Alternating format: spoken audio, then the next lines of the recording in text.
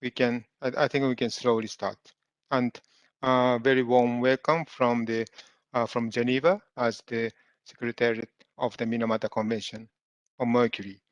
And this is one of the science stream of the Minamata Online, which is an online initiative that the Minamata Convention Secretariat started last year.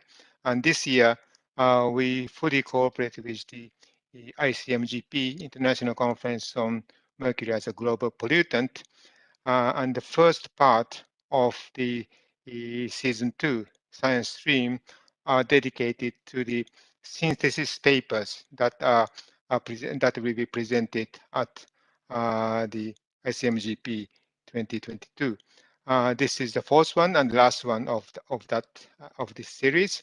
And from next month, on the 17th of November, we are going to start another initiative, which is linked to a mini workshop that will be convened at the 2022.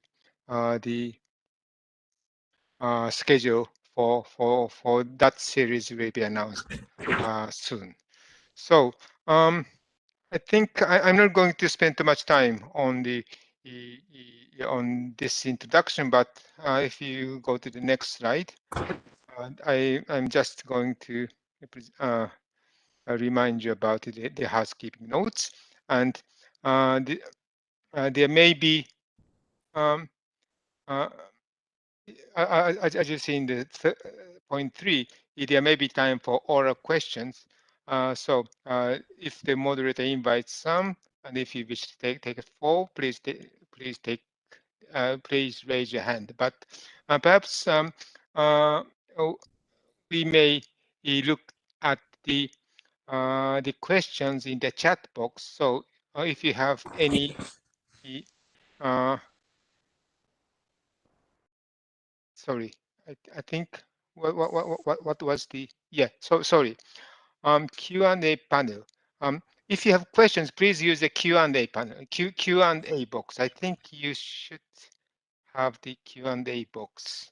Yes, you should be able to open the Q&A box by clicking on the 3 dots at the bottom of at the right bottom of the screen, and please send your please put your questions on the Q&A box and send to all panelists so that panelists can see these questions.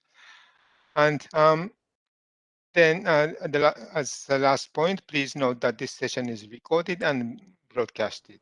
And this is broadcasted by YouTube stream, and also the recording will be made available from the website together with the presentation slides.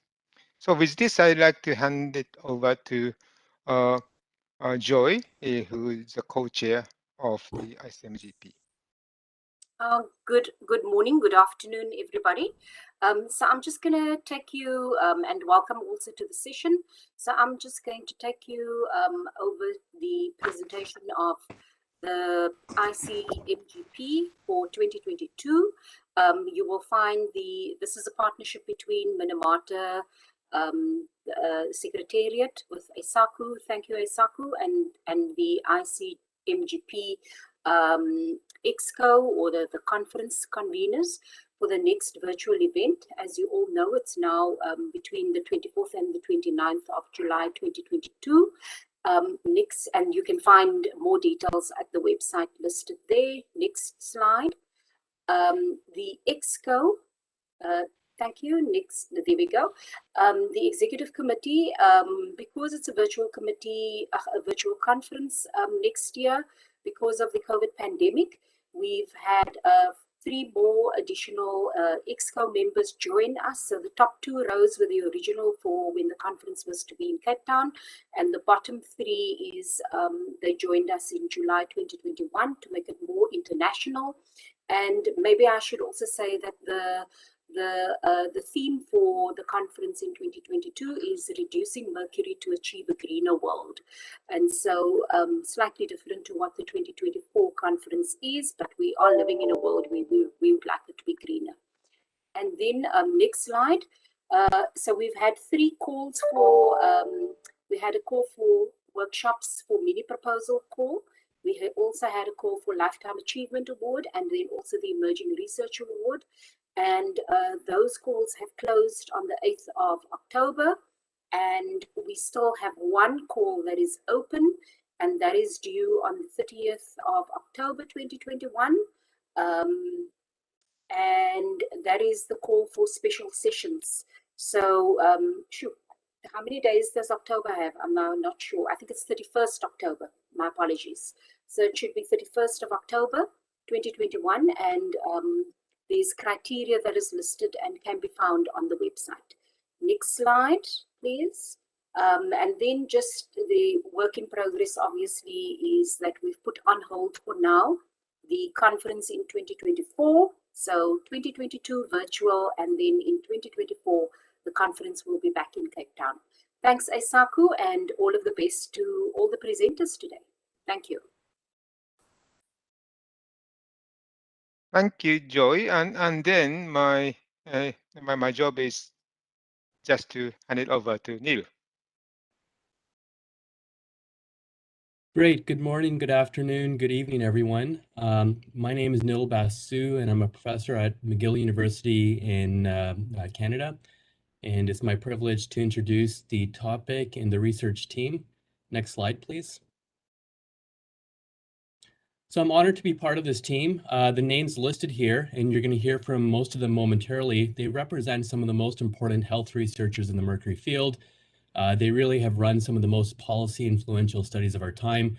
And together, what we're hoping to do is to paint you a picture of Mercury health research and how it's evolved from tragic poisoning events and iconic case studies, from select geographic regions and population groups, to one that's more globally representative in terms of studies that really start to capture the nuance and the variability in terms of mercury exposure and risk worldwide. So the names are listed here, and again, you're going to hear from them momentarily. And as Joy mentioned, our team represents a health plenary team that's scheduled to give a presentation at next year's International Conference of Mercury as a Global Pollutant. And what we plan on doing today is to give you a glimpse into the work that we're starting to pursue. Next slide. In terms of an outline, I'm going to start by giving some opening remarks, and then I'm going to pass off to my colleagues who are going to take you on a journey around the world to various case studies that they lead and have deep knowledge of. Then what I'll do is to sum up the presentations and then pass off to my colleague, Professor Horvat, who will handle the Q&A. Next slide. So as all of you know, the Minamata Convention on Mercury really exists because mercury poses a great threat to human health worldwide. And Article 1 makes this very clear that at the beginning of the convention, that the ultimate goal of the convention is to protect human health. We all know that populations worldwide are exposed to some amount of mercury, but there are notable vulnerable groups which have special mention throughout the convention text. And momentarily, you'll hear stories from some of these vulnerable groups. So the evidence that mercury is a risk to human health is quite clear, and this has been clear for decades. Though with more and more research that is starting to look at the more subtle and diverse health effects, and with more and more research in different parts of the world and in different population groups, we're starting to both broaden our understanding, but also deepen our understanding on the true holistic health impacts of mercury. Through all of this, we're able to really start to understand some of the most important socio-economic, environmental factors and drivers that underpin health in this area. And with all of this information, we're able to start getting a bit more proactive about how we do mercury health research, how we harmonize research across different settings, how we compare and contrast findings in different settings, how we put these findings into policy and action. Next slide. So now that we understand that mercury is a risk that varies tremendously around the world, it's really important to emphasize that the risks in one place, in one population with one source of mercury may not be and likely are not the same as in different places and in different populations. We know that there are different chemical forms of mercury that exist in different products and different sources. These can vary worldwide, and as such, our exposures to them can vary on a worldwide basis too, and their health impacts can vary worldwide. In terms of classical questions that focus on mercury-contaminated food items, we know that levels can vary in a range of food items. Classical studies that focus on fish, for example, have made clear that mercury exposure and mercury content in things like tuna and salmon are quite different. And newer studies are starting to expand our understanding that there might be certain populations or areas in which other food items, such as rice, might be important. We know in certain parts of the world that the consumption of marine mammal meat can be a tremendous source of exposure. Even if we take one particular food item, for example, tuna, these can also vary tremendously worldwide. The mercury content in different types of tuna in different ocean basins can vary.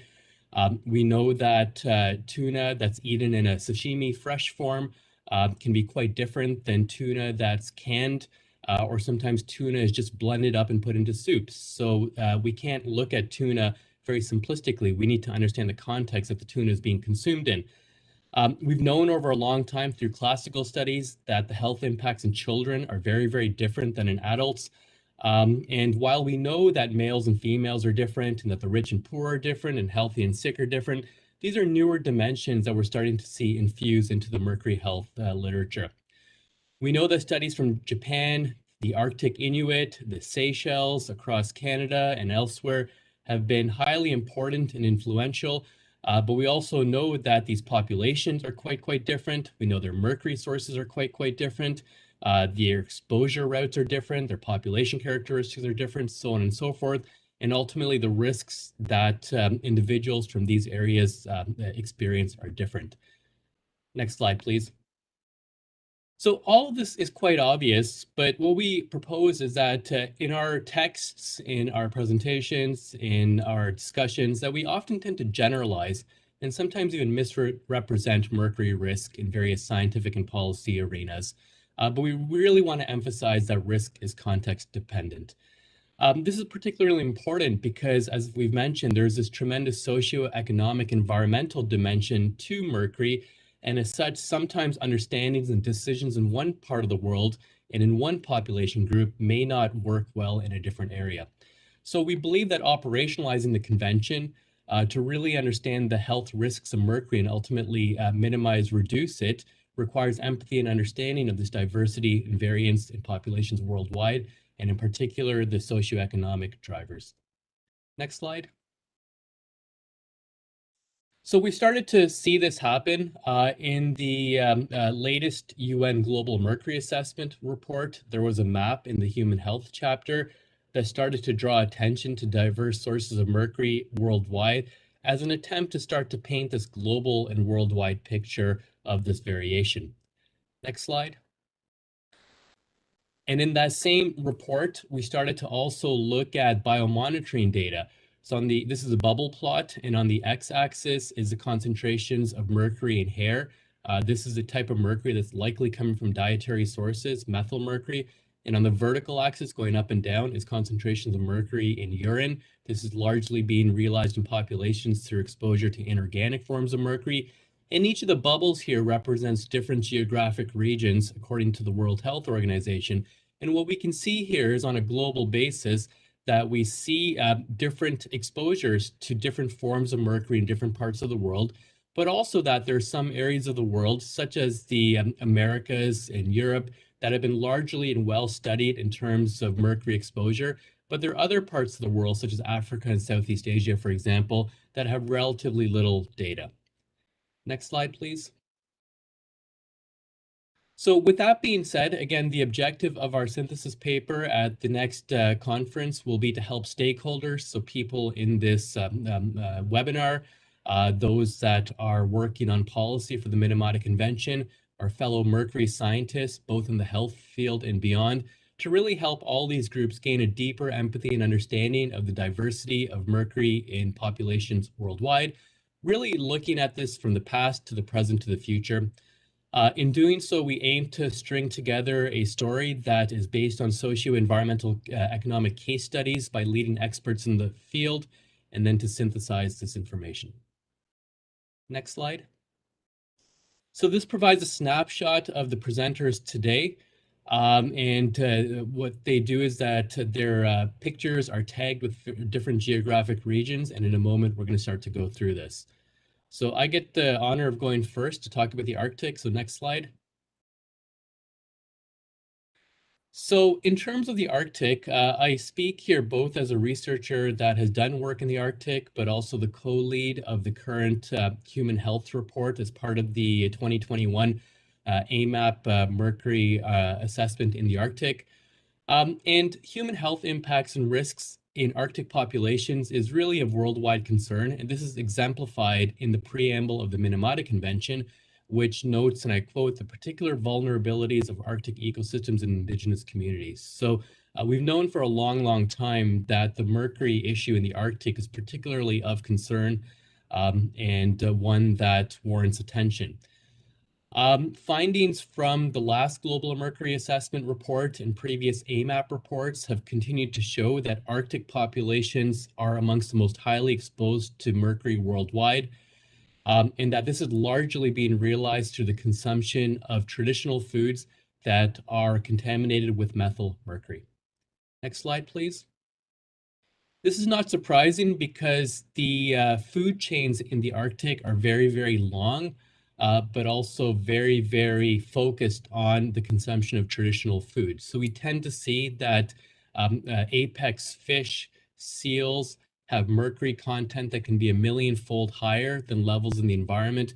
And these types of food represent important dietary components for Inuit and other populations in the north.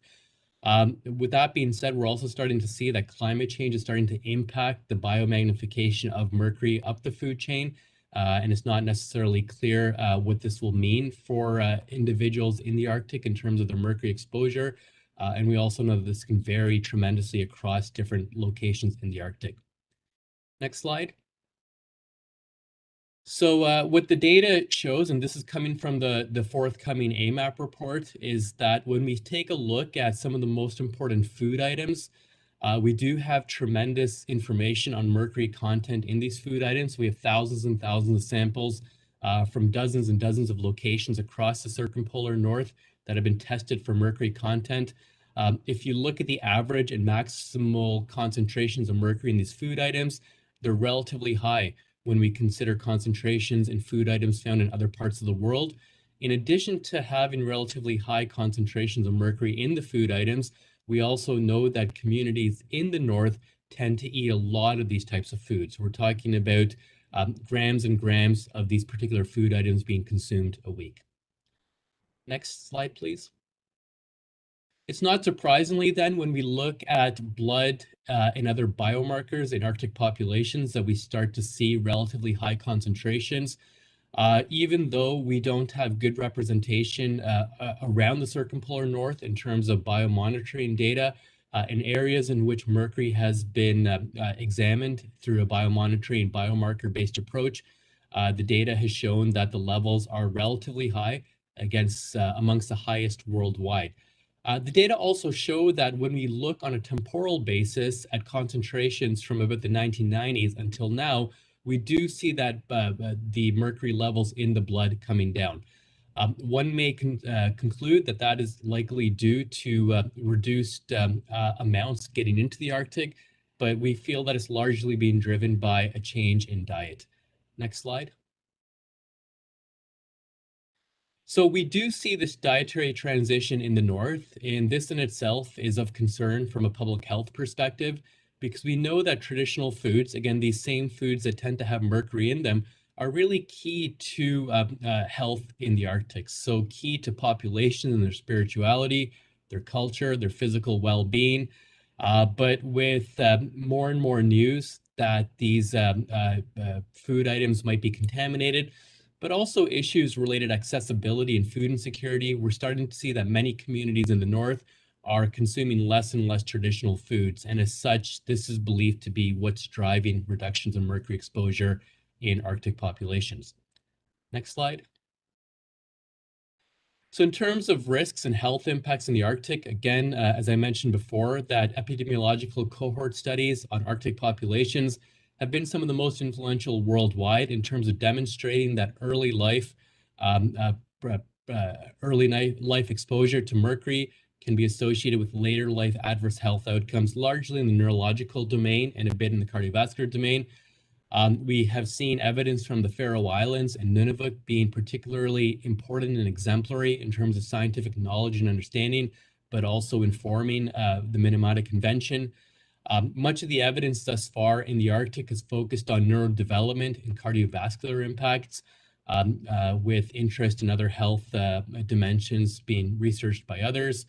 An important aspect of this type of work in the north is that these exposures are being realized through a traditional diet and the nutrients that these diets contain, and these afford tremendous benefits towards neurodevelopment and cardiovascular impact. So it's important that when these studies are done, that the risks and the benefits of consuming traditional foods are properly examined.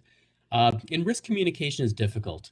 It shouldn't be a permanent solution to the issue of mercury in the Arctic, but it needs to be done, and it needs to be done in a participatory manner with communities. Next slide. So with that being said, we're going to go from the Arctic in the north to the Pacific Ocean, and I'm going to pass it off to Dr. Schroff.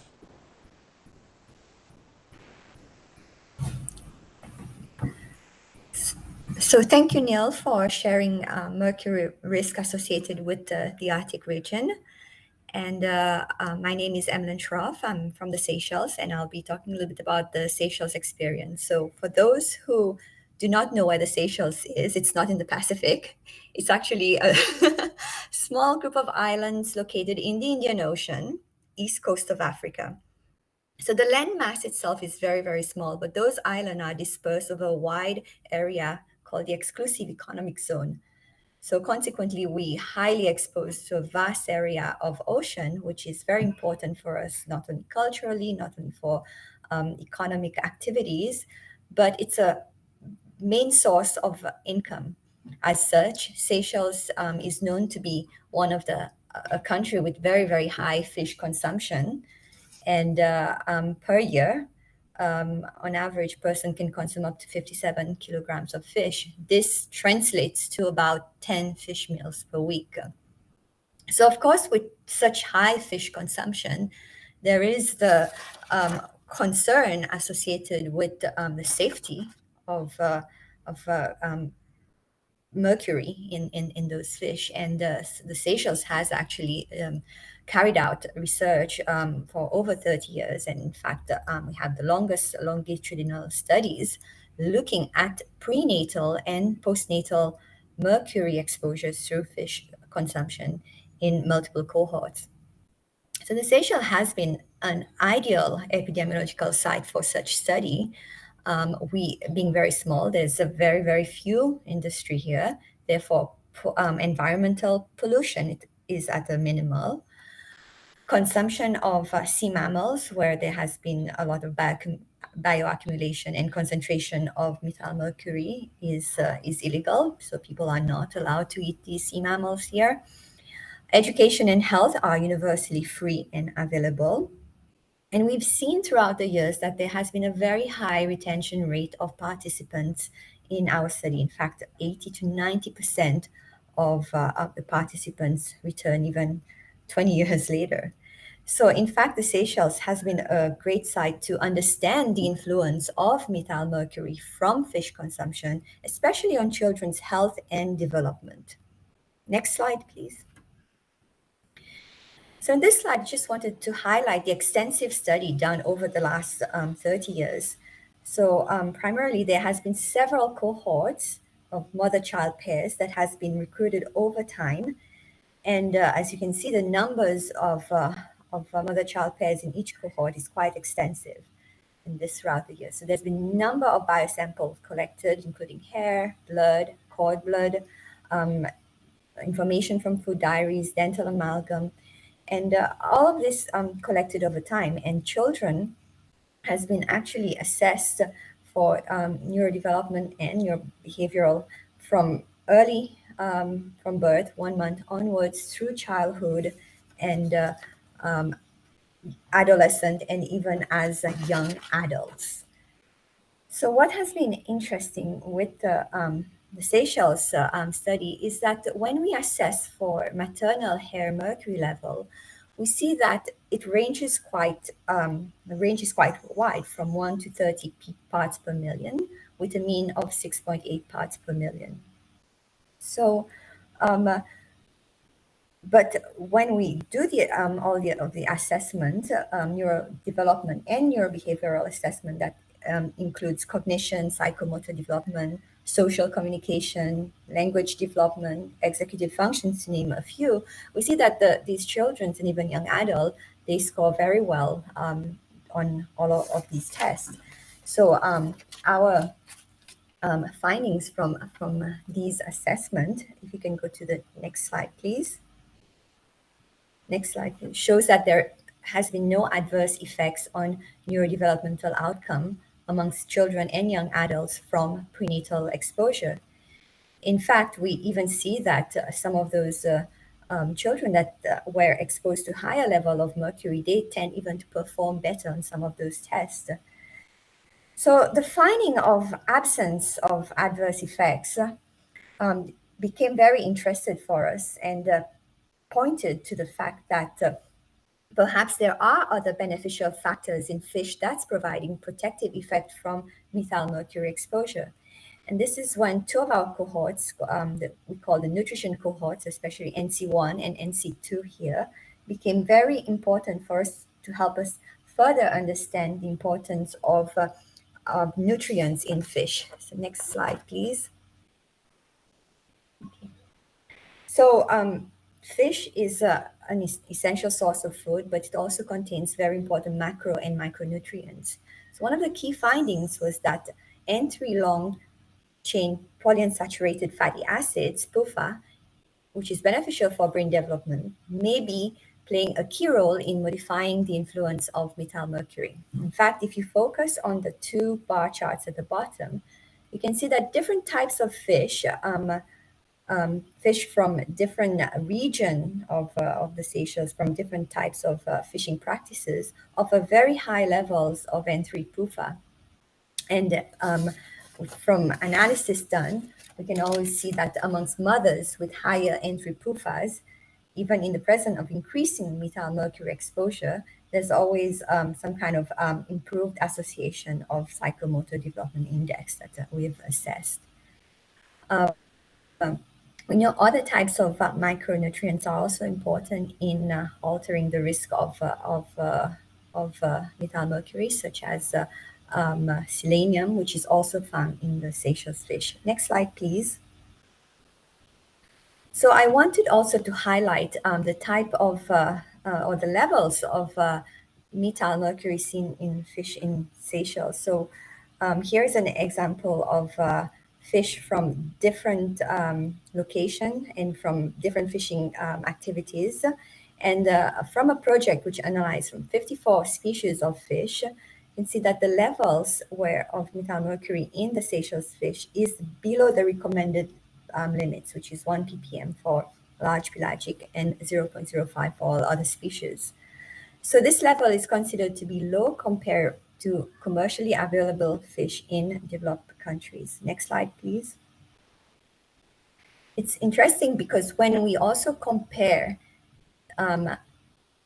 mercury levels in the Seychelles fish and also look at other types of metals such as cadmium and lead, if you look at the three top charts, in orange are the levels of these metals in the Seychelles fish, and you can see it's much lower compared to other regions of the world.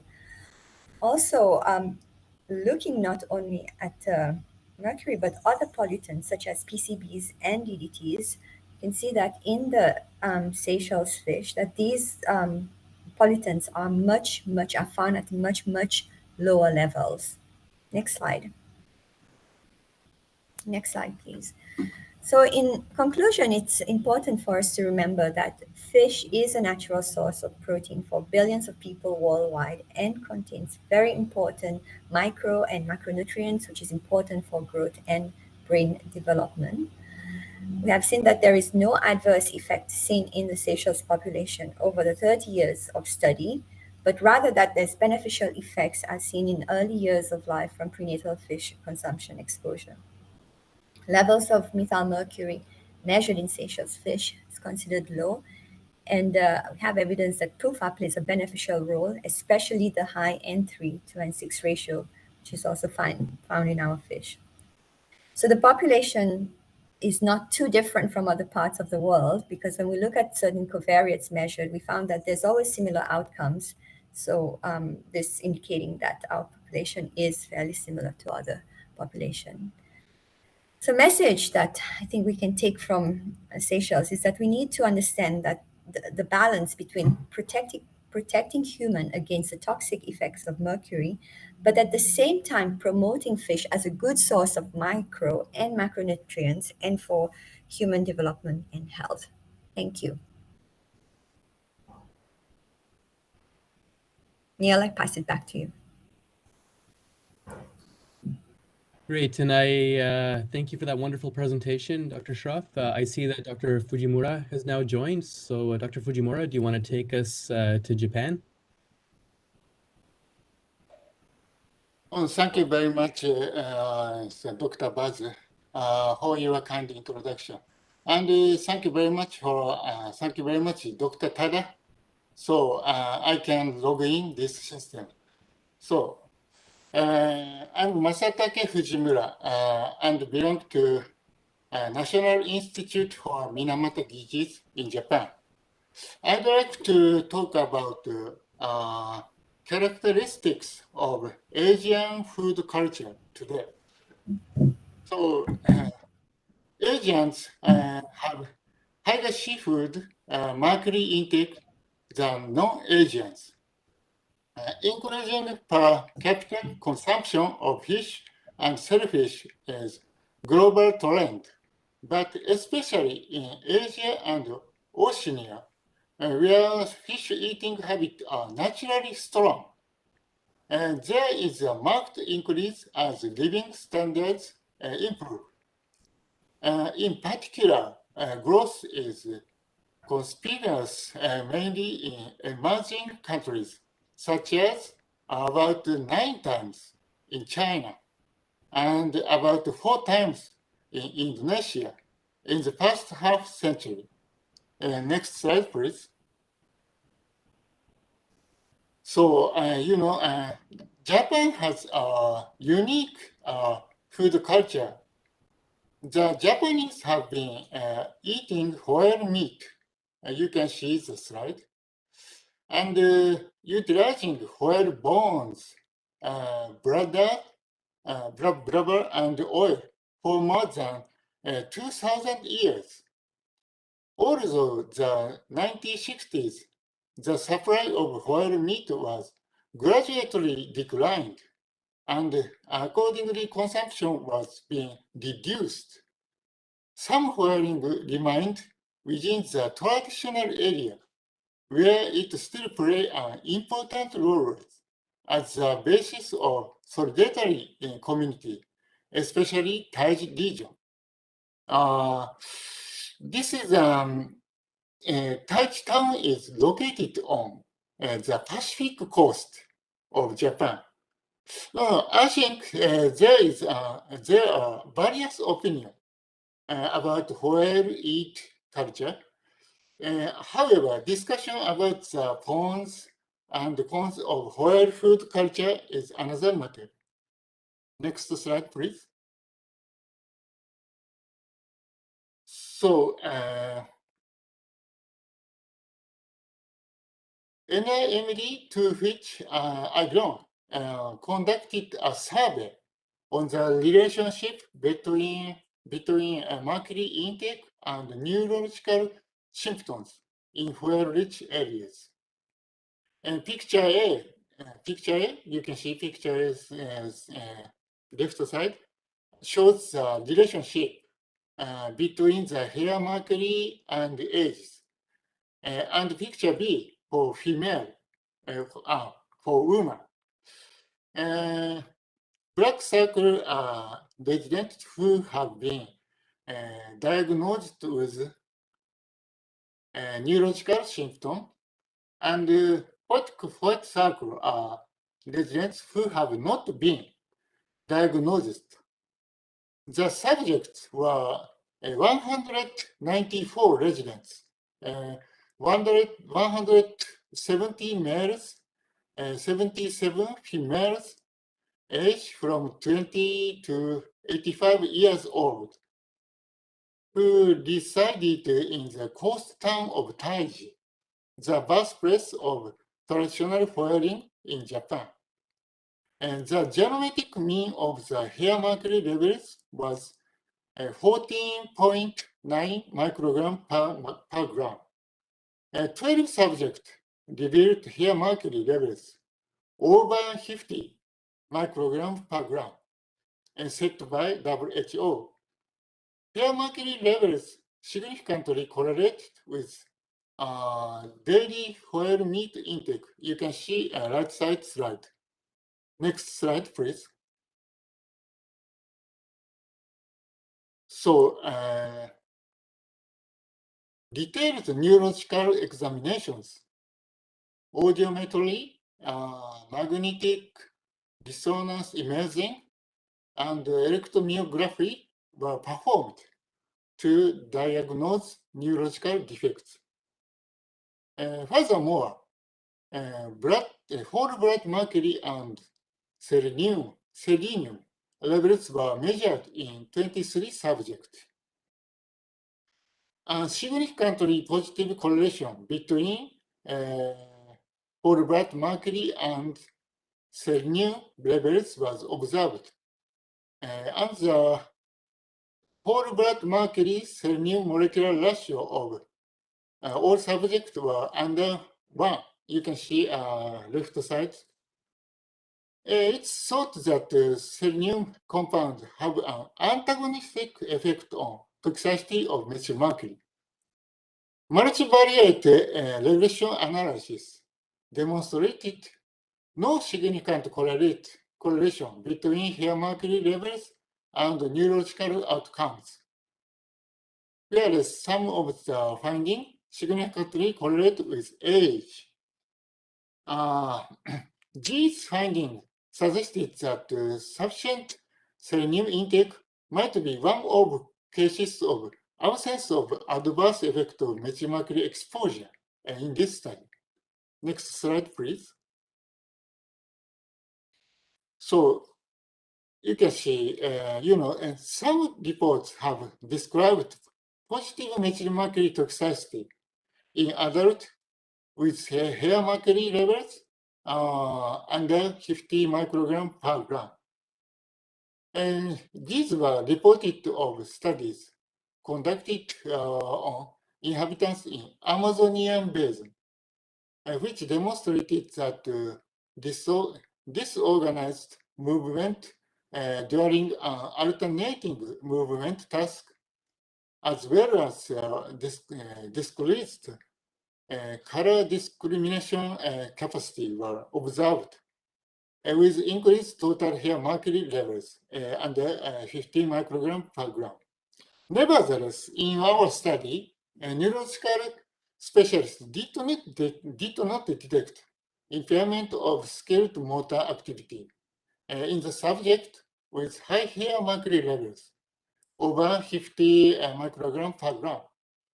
Further study, including analysis of serum selenium levels, will be needed to explain the difference between the result of Amazonian study and our study.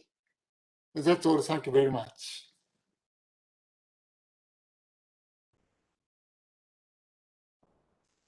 Great, Dr. Fujimura, for that perspective from Japan. We will now move to South America, and we'll hear from Dr. Dorea, who is a professor emeritus at the University of Brasilia. Dr. Dorea? Thank you, dear for the introduction. Hello, everyone. I would like, please, next slide, please. Let's start with some of the historical data. Next slide, please. Let's start with some historical data collected through the last 30 years regarding fish consumption in Mercury. From our last study that is in the upper corner, the reference, we have seen a decline in the traditional populations that live basically on fish and eat every day. And as you can see from the right-hand column, the levels of fish consumption ranges from 30 grams a day to sometimes 260. These were studies measured by different methods, ranging from questionnaires for fish consumption or derived from data of mercury concentration because of the close relationship of the methylmercury in fish and the methylmercury in hair of these populations. One thing that I would like to call attention to the audience is the diversity of habits and fish consumption and mercury exposure for this vast region of the Amazon in South America. It's a region with an area larger than Western Europe. It has like 70 countries, and with native and indigenous people of different background and different hunting and gathering experiences. And some of the people that went and developed the Amazon more than 100 years ago, and they live in situations that sometimes researchers fail to realize such differences. When you live by the main course of a large river like Madeira, Tapajós, Negro, it's like a very large highway that has seen the development of the Amazon, and with it, the transformation of their lifestyles. When you live in the smaller rivers, the affluents in the igarapés, the situation of isolation is aggravated by the annual flooding of the spring floods of the Amazon and complete isolation. They developed a culture of a very high food consumption. And you can see from 30 to 262 grams a day for daily feed per shepherd, twice a day, sometimes in some of these communities. Both what we call riverines, which are a population that mixed with the native population that the Europeans found in South American continent. Sometimes they have even more daily fish consumption than the Amerindians, the native population. Next slide, please. But sometimes our focus of our research, going back a little bit, has been not only on fish consumption, but contamination from artisanal gold mining activities and other forms of mercury exposure. One of them that we've been sort of exploring with more intensity has been the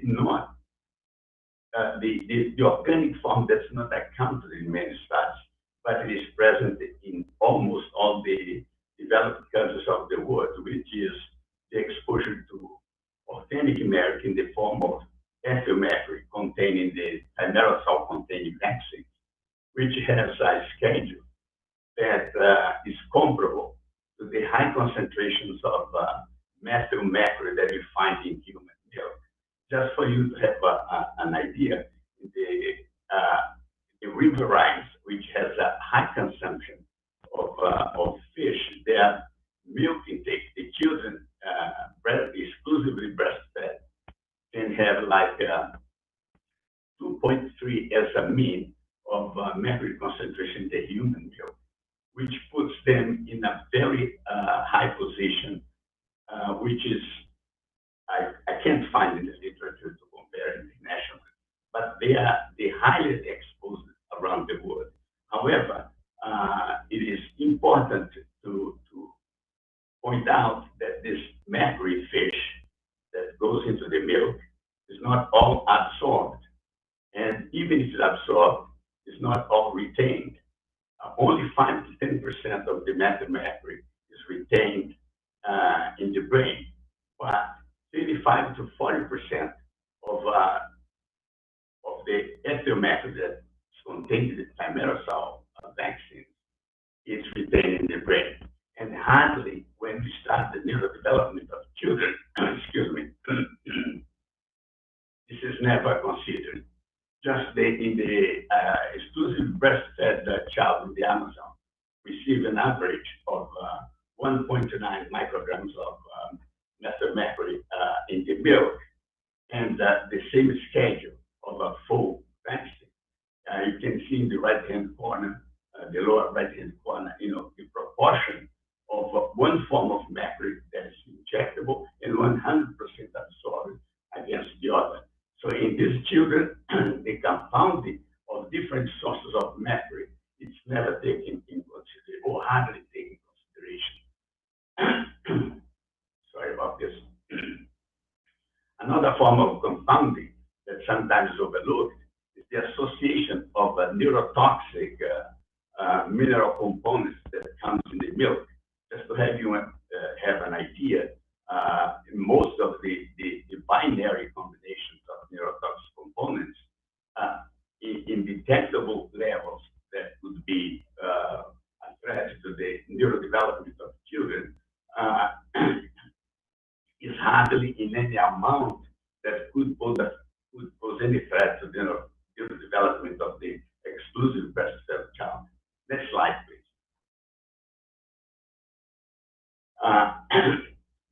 Another point, very sorry about this. Another very interesting point of interest is that we have recently developed studies to check on the correlations of the different matrices that we use to monitor mercury exposure in this population and around the world. Based on the study of Clarkson before, we have a relationship of whole blood to brain mercury of 5 and blood to hair of 255. We have recently measured this in our own population and found real values. Those that you see, it's values developed from models, and in the right-hand side is the ones that we just measured, is about to be published, should be out in a month or so. So we found relationships of hair to brain of 72, 573 for hair and blood, and 6 from brain and blood. Next slide, please. What's interesting, comparatively speaking, with so much of mercury exposure in this region, is that we have different outcomes when we measure these neurodevelopment tests in children. Most of the studies done before taking in consideration lactation, exclusive breastfeeding, and the neuroactive components of the fish, like nutrients like selenium, polyunsaturated fatty acids, we can see that our results, at least the ones we have done lately, it's more in line in the results that you heard from our colleague from Seychelles. I mean, we don't. Once you measure the confounding factors, some of the mercury association development delays are transient and overcome by the positive effect of breastfeeding. Next slide, please. Which is not the same situation as with adults. In most of these studies, you do find historical accounts that relate some strong, significant association between visual functional tests, functional tests in adults, and some alteration due to exposure to mercury. However, in the adult population, most of these studies, or at least half of the studies shown here, are from people exposed to activities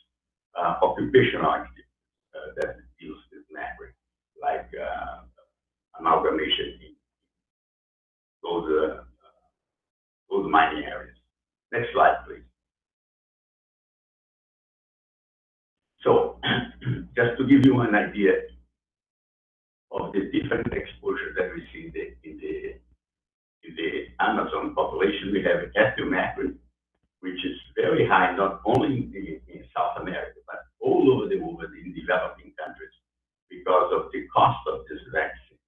So this is very high. It's a non-oral type of exposure, which gains complete access to the developing organisms. Next slide, please.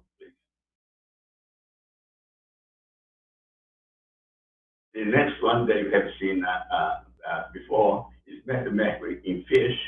In our case here, we stress the human milk for these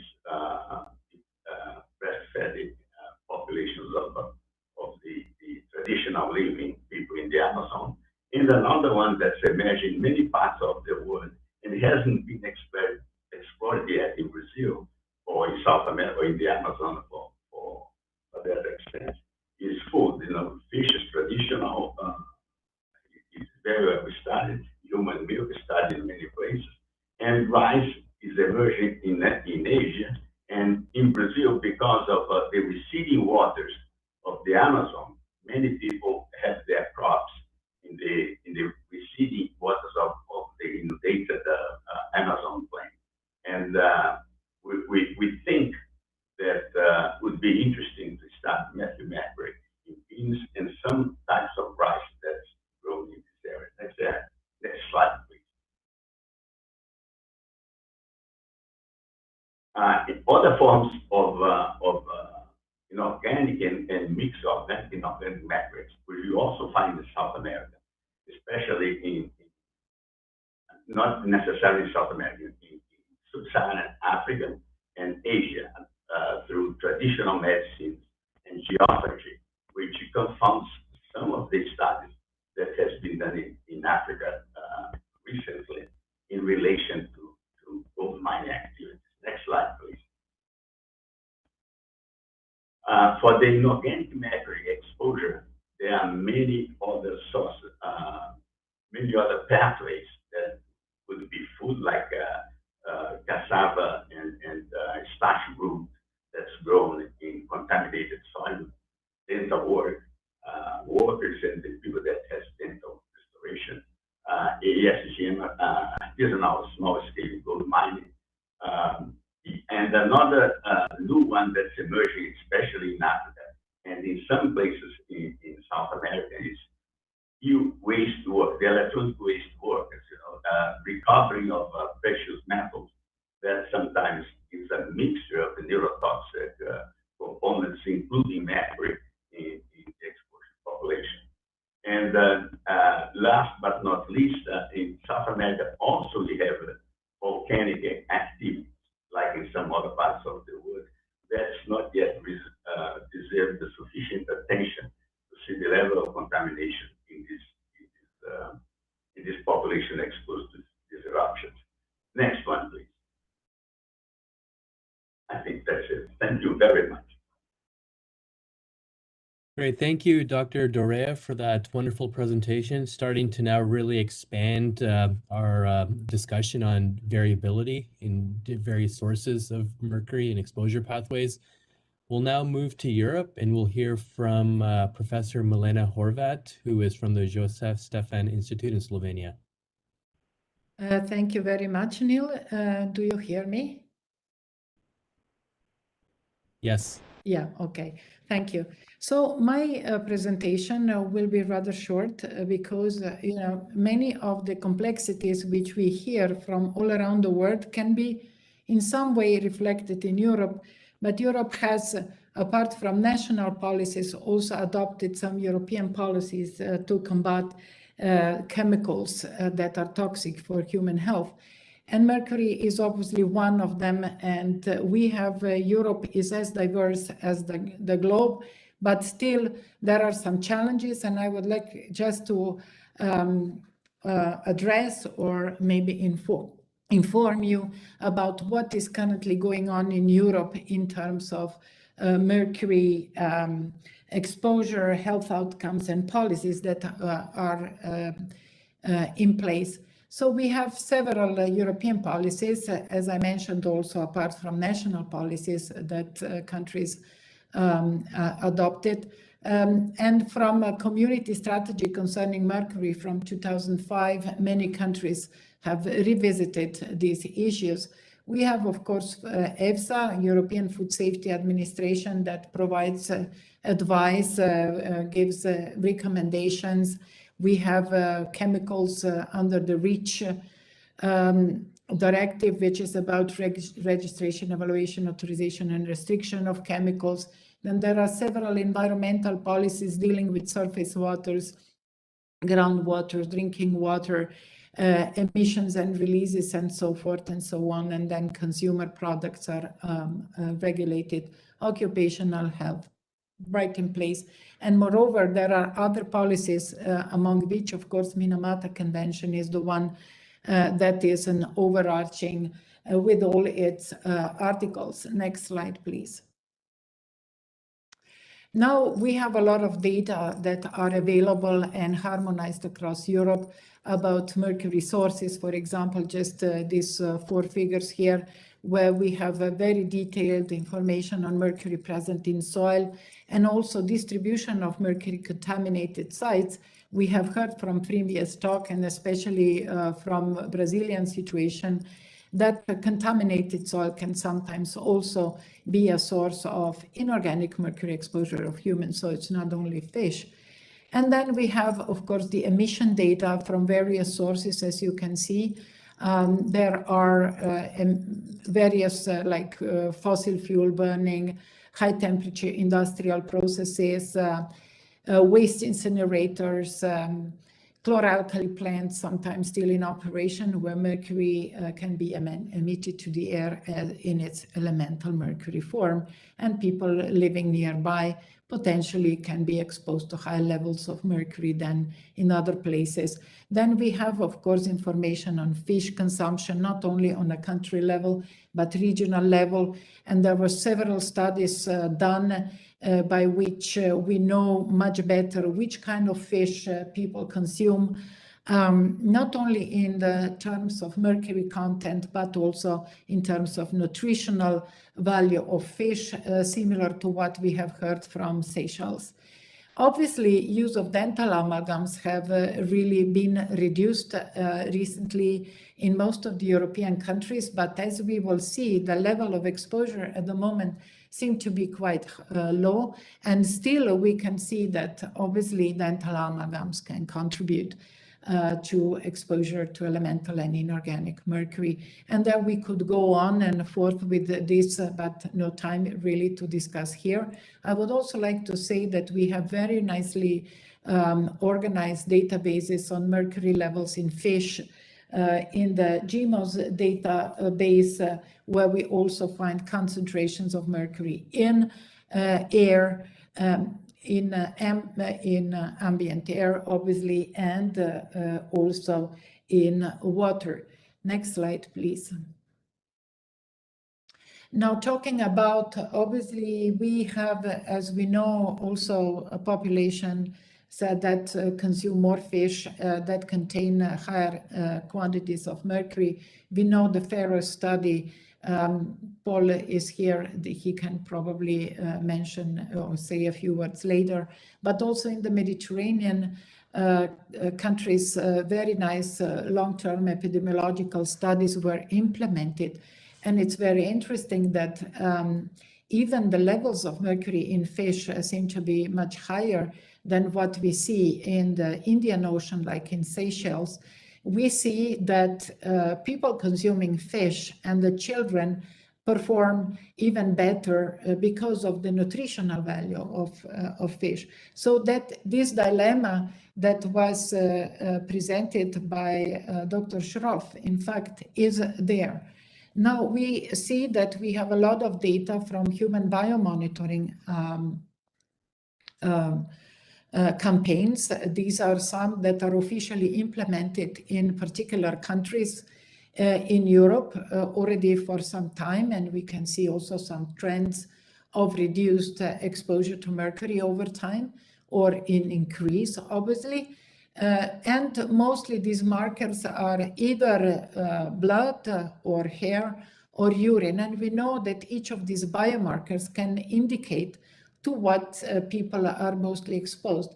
But now when we look at the European population, we find very interesting results. Maybe we can move now to the next slide. This is just to show that as we come close to the seaside, the levels in biomarkers will be increased, especially in hair and blood.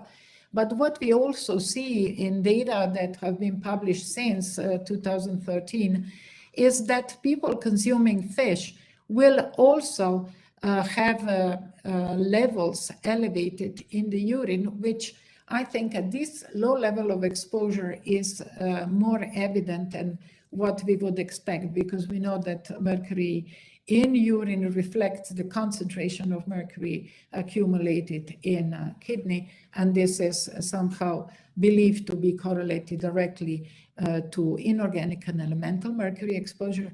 But we also see in fish consumption, in population consuming fish, also we see that some of this mercury in urine reflects most probably methyl mercury is decomposed and then excreted as inorganic mercury. Next, please. Very interesting phenomena that we also see. We recently reviewed a lot of the papers and looking into urine as a biomarker from HBM studies. And what we see is that we see an increased levels, not only in people consuming fish, but also in contaminated sites, and people living close to waste incinerators may indicate high levels of, but still very low overall. It has to be mentioned this very clearly, that we are talking here of the levels below 5 microgram per liter, which is lower than HbM1 level. So we are just observing the difference among different potential sources of mercury to different mercury species here. And next slide, please. And here an interesting work from 2016 where they were looking into people living close to waste incinerators, and we still see that the levels in urine will reflect the number of fish meals or the number of amalgam fillings. So there is this interesting phenomena. Though we have low level of exposure, we have to also consider that we are not only exposed to organomercury compounds, but that we have also continuous also exposure to inorganic mercury, as well to elemental mercury in specific subpopulation groups. Next slide, please. So what about research and development in Europe? There were many studies already implemented that are either national programs, coordinated human biomonitoring programs that provided reference values for various groups and populations where we can see spatial and temporal trends of mercury exposure. There are very nice epidemiological studies from which we can also learn from. Now, within the European Union Framework Program, these are the studies that go beyond the national priorities. So it's really putting together collaborative frameworks. And here I would really like to draw your attention to the activities that are performed within European Human Biomonitoring Platform. This is a project, a very large project coordinated by UBA from Germany, and where most of the European Union countries and some associated countries collaborate. Now, this is not only about mercury, I have to say. Mercury, as it is indicated here, has become a priority substance only in the second round, but many very interesting activities are ongoing, and all the information is available. It's openly available for everyone. Next slide, please. And what is very important to mention here, I think this is the largest and the most important study right now that really harmonizes not only the research work, but really trying to drive this research to answer some of the important policy-related questions for Mercury. For example, how effective are all these policies in place to reduce human exposure to Mercury in Europe? How can harmonized, validated, and comparable information, which I think is really an important issue, and this is very well coordinated by Spanish partners in this project. Then what biomonitoring and exposure data on Mercury and its species are relevant for European population? I just highlighted that we are maybe not at the higher exposure level, but then we see these differences of organic, inorganic mercury that still need to be somehow looked at closer. And what is the geographical spread in current mercury exposure, taking into consideration seafood consumption, living close to point sources, or, for example, living in contaminated sites? Are there any different situations comparing north and south and east and west of Europe? Which population remain vulnerable to health impacts from mercury exposure, and how these can be protected? How can the public be informed? And this information that needs to be provided for people to trust the information and then follow these recommendations. And it's not only for population, but especially for professionals that can pass this message to the people. And then obviously, I mean, here always this question is, we cannot talk, like Neil nicely said at the beginning, elemental mercury is not inorganic mercury, and inorganic mercury is not organic mercury. And not only that, I mean, there is a person that is maybe exposed to low level of exposure over a very long period of time and co-exposed to a number of other chemicals which we are exposed to in our daily life. This will have to be considered, and all those that are more sensitive and vulnerable from a genetic point of view. And then, of course, this is what is mentioned under 9, and then 10, what factors make people more susceptible. Again, I don't need to overstress this. I would also like to say that these activities are very nicely coordinated by the partner from Cyprus, from Adrumachi Katsonori, and many partners that are also collaborating. And we are going to provide really a very nice and coordinated picture that can then have a more policy-related message for the European countries and those that are involved in these activities. With this, I would like to finish my presentation. Thank you very much for listening. Great. Thank you, Dr. Horvat, for that wonderful synthesis from the European perspective. We will give our final presentation to Dr. Zastinskaya from the World Health Organization. Okay, hello everyone. I got a message from my SACO that we are a bit behind the time schedule, so I will try to be as brief as possible. And we'll draw your attention to the main facts in order to say about what is going on nowadays about exposure to mercury globally and potential health effects. So on the screen, you see a summary of collecting information, and overall gathering of knowledge is raising exponentially about mercury, and the Minamata Convention really give very positive impact on that. But I would like to say that it is the, let's say, the expected development of collecting information, because starting from the mid of previous century, we know a lot about mercury, but we should be very honest that it was massive poisonings and clinical symptoms and investigation of occupational exposure. And Tradigy and Minamata and Teraku also provide us information about the mercury health effects.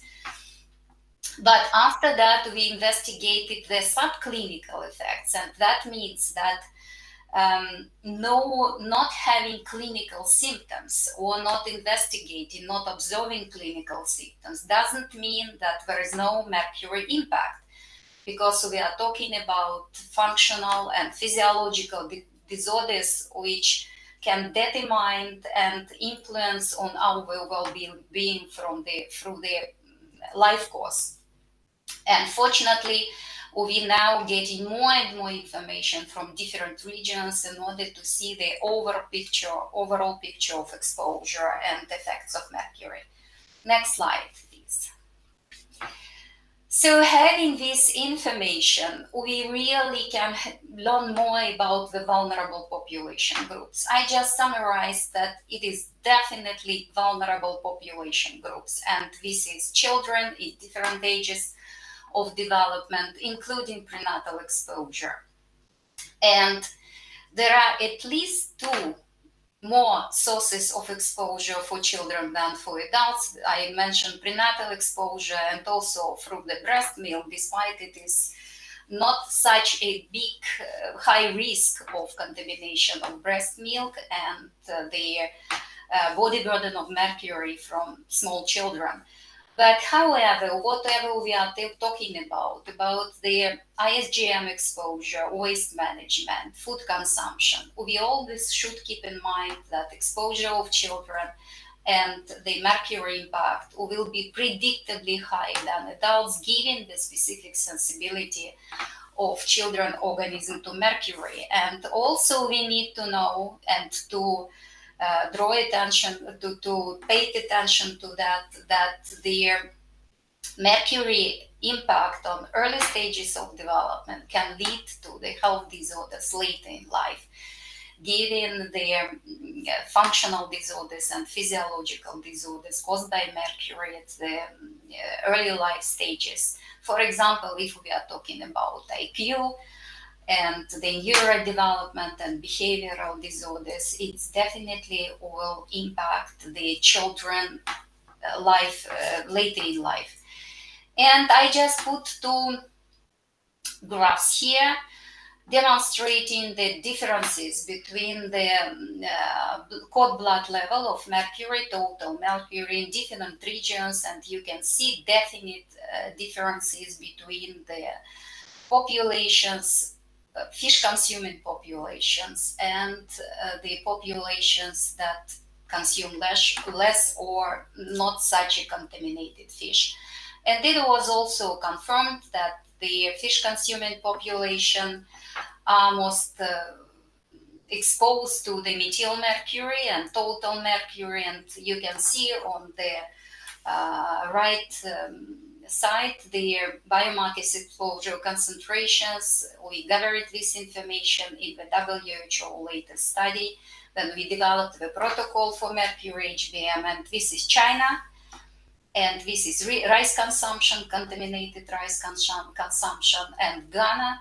And this is marine food consumption, as well as Russian Karelia, where the contamination of freshwater fish is very high. Next slide, please.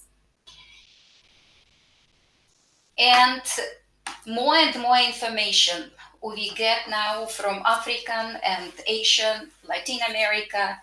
And I would like here to recall you to the previous slide. You can see how many symptoms and clinical symptoms are related to the exposure to mercury.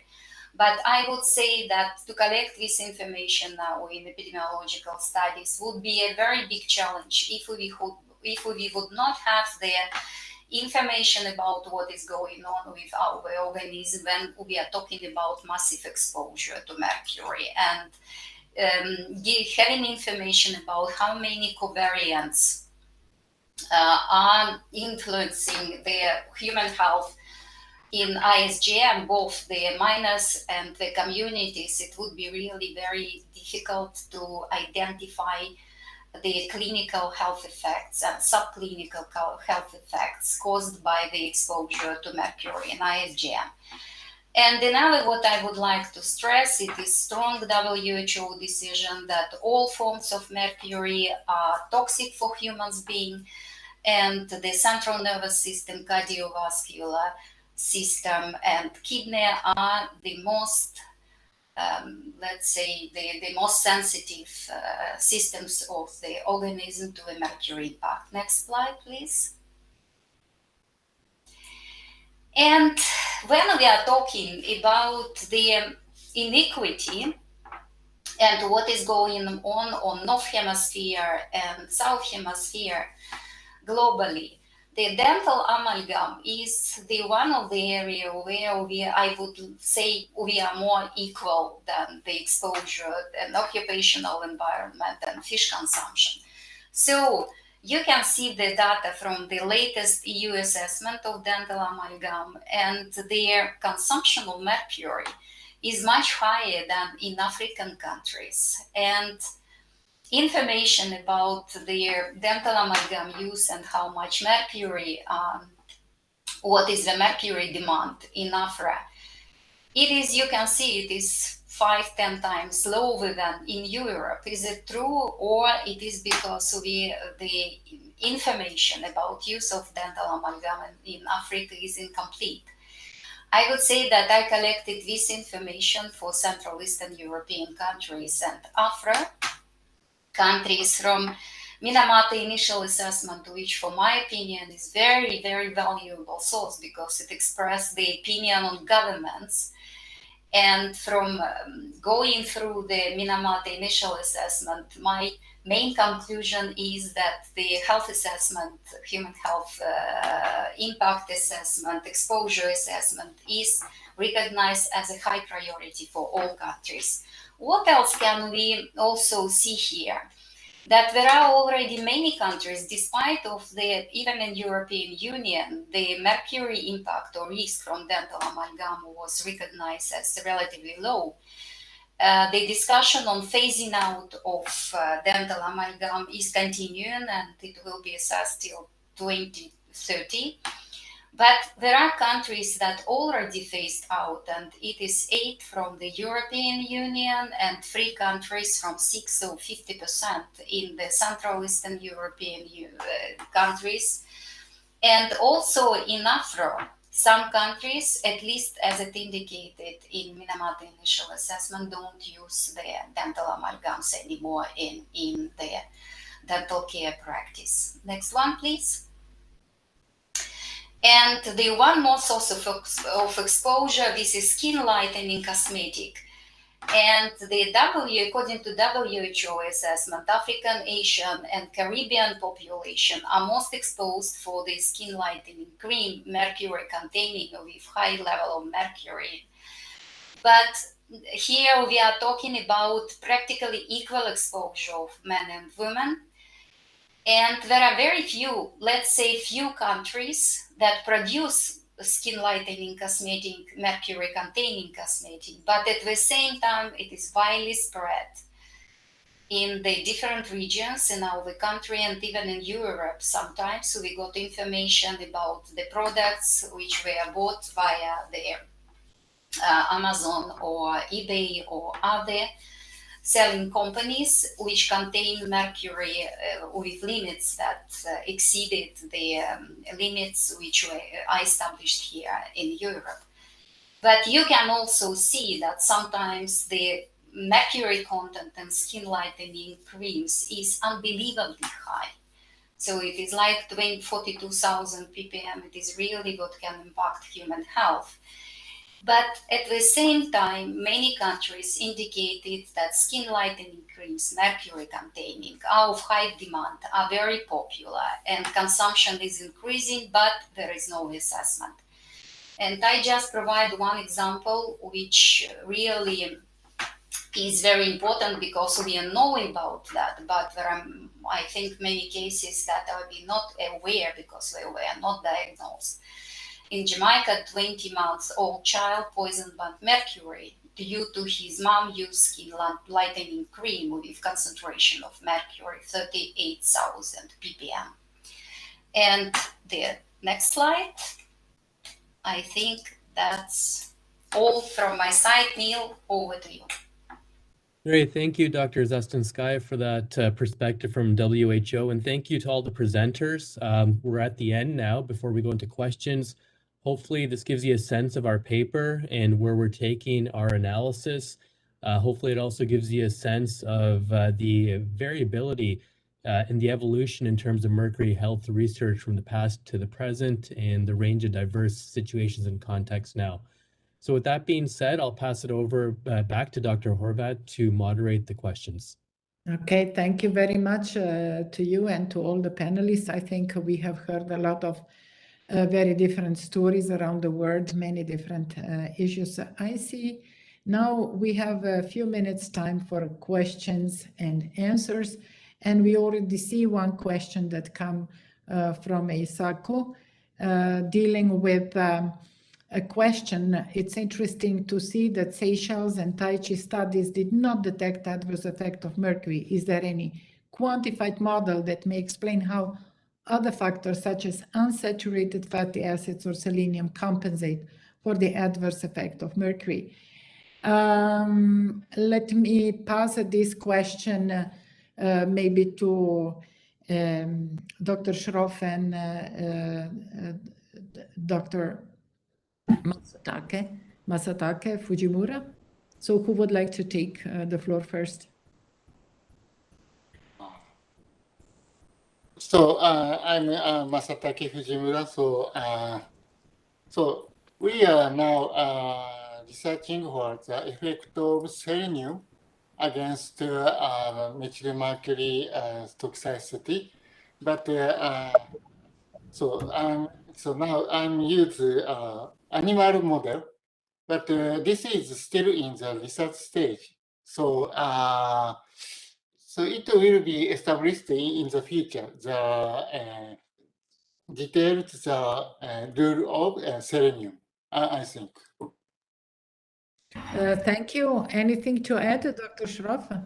Yes, so thank you for the question. And in terms of models that's quantifying, actually, we don't have any such data on this. I mean, we from the Safish survey, we've seen that selenium amount is quite high in the Seychelles fish also.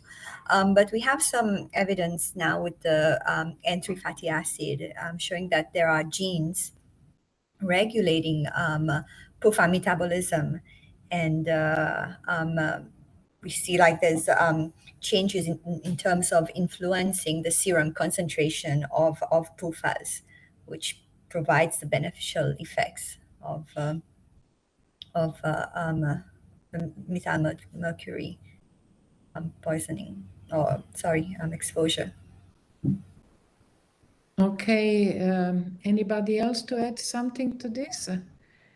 I would just like to update you on the fact that within the HBM for Europe project, there is one work package 12, which is led by the University Aristotle in Thessaloniki, that has now developed a model that take the real data from EPI study in the Mediterranean, and they will try to see whether they can come out with something better, but this is still a work in progress. And as the results become more evident, and what is very important in this kind of thing, you can also look into interaction, I mean, the presence of all mercury species and accumulation in target organs. And then you can look also into all these other aspects that can modify uptake, distribution, and eventually effects in human population. We will see where do we go there, but I think it's still a lot of research needed.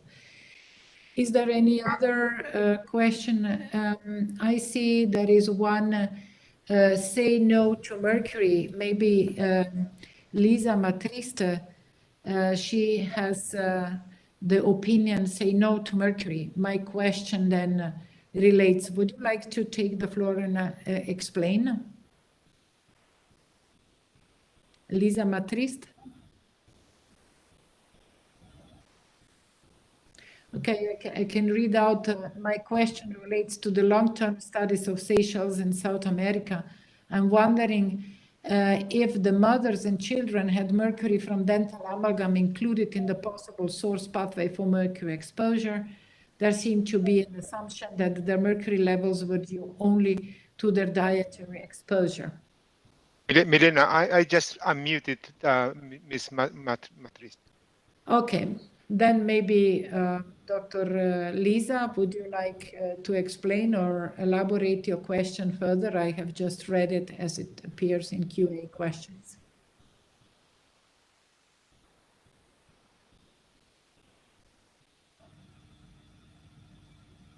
There, can you hear me?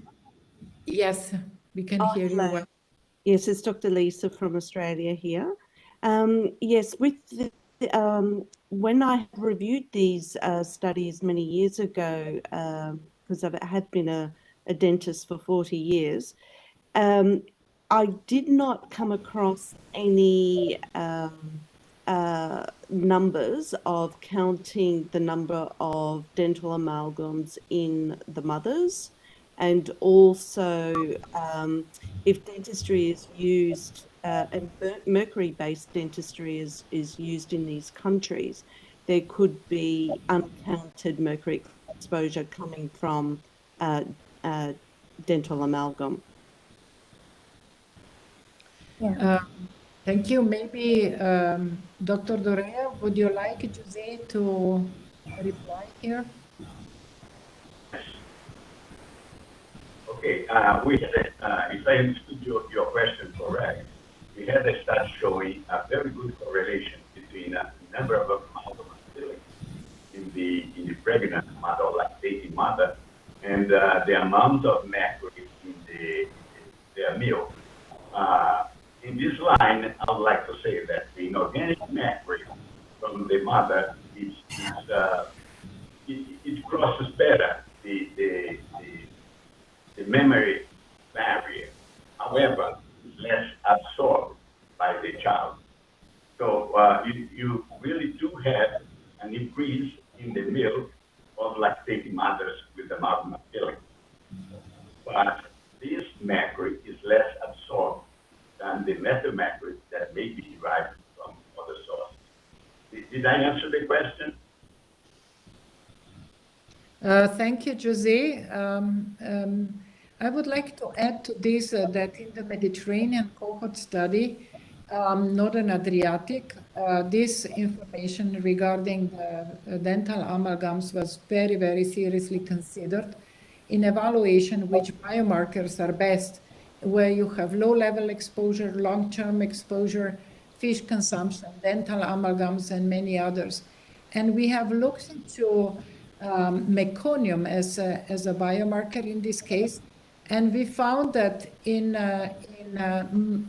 mothers where the amalgams, number of amalgams were higher, we found higher levels of inorganic mercury in meconium. We have done a really speciation work there, and this has been published. And what the hypothesis here is that this is the elemental mercury that can pass the placental barrier as well as the brain. I mean, we know that elemental mercury has similar properties when it comes to crossing barrier as monomethyl mercury.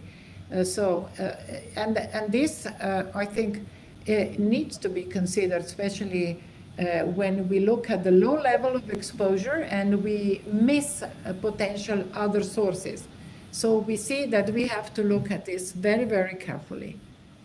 Meconium is a very nice, it's also a biomarker that can answer many of the questions. Just and also in the milk, when with a higher number of amalgam fillings, the levels of mercury in milk would also be elevated. At least this was the case in the Mediterranean, Northern Mediterranean cohort studies. Any other comment to this question? Now we have, Florian Schultz.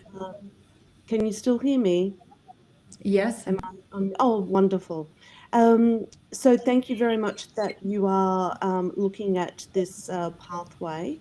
There is also the discussion of the various forms of mercury, whether it's organic, inorganic. What happens with dental amalgam, whilst it is elemental mercury that goes into the tooth, there is a significant bioconversion by oral biofilm, and that becomes methylmercury, which is readily absorbed through the oral mucosa directly into the blood supply. And I believe that is also a significant area of research for its impact on cardiovascular disease. Yeah, many of such things are really very important and need to be addressed. And I think this just still pushes very much to do more speciation work to really know what forms of mercury we are dealing with. As Neil said at the very start, inorganic mercury is not the same as elemental, and elemental is not the same as metal mercury. And so I think this is exactly what you are suggesting here. Can we move now to the question posed by Florian Schulz? He is asking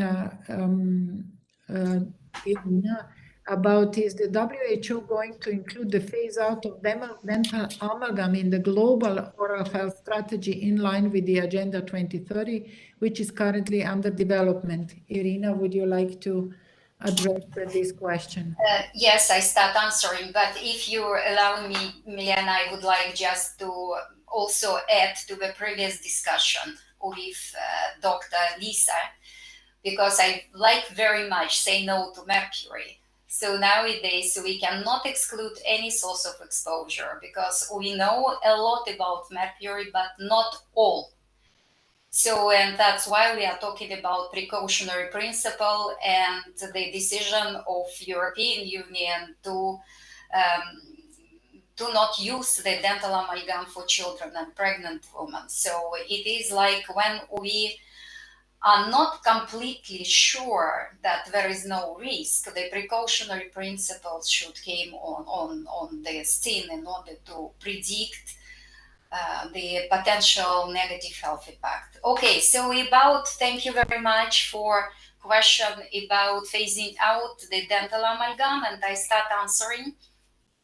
And WHO is now implementing the JEF project, big one, with main focus to African countries, and the main of this project is to collect detailed information about what is going on with dental amalgams and to assess feasibility to phase them out instead of phasing down like it is decided in the Minamata Convention.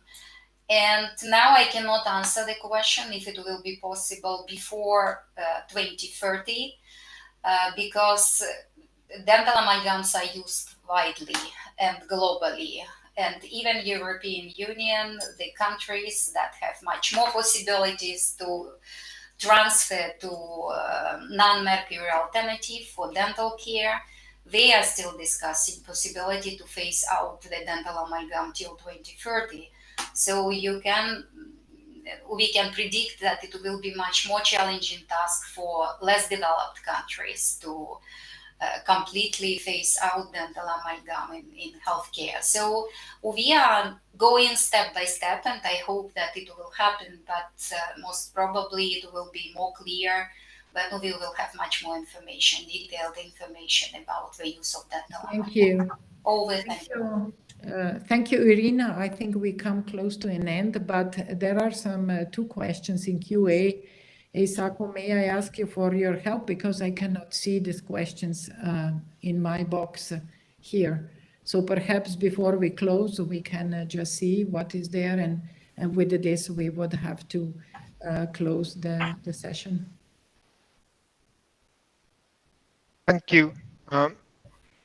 Thank you, Milena. Thank you all the panelists. So the question in the Q&A box is that the decision makers need to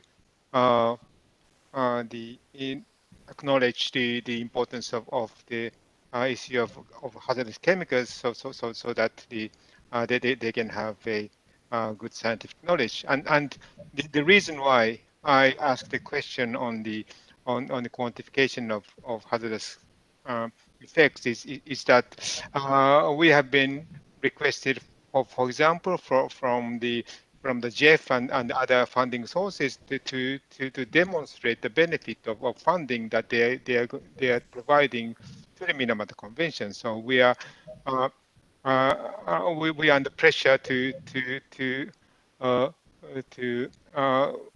provide a scientific evidence or justification for the funding. So I think we are as the Minamata Secretariat, we are doing a quite small study on socio-economic impacts that we are going to present at the ICMGP. So this we are aiming at towards the same goal. So I think my response would be that we will join forces to move forward with the towards the good scientific knowledge. So this is my closing remark. I'm not sure whether Neil wants to say something in closing, and I'm not sure whether Joy wants to say something. But so I will stop here and leave it to you, Joy, perhaps. Thank you, Eisaku. So from my side, just to say thank you very much to the presenters. I think it was a really excellent sharing of what is happening in the field in Mercury health risk assessment. And thank you once again. And I look forward to our next session, which is Eisaku on the 19th of November, right? Yeah, I think it's 17th, but I will we will put it on the web. Okay. Thank you very much once again, everyone. Thank you, Eisaku, also for UNEP for hosting the event, and we look forward to the next one. Thank you. Thank you. Have a nice rest of the day.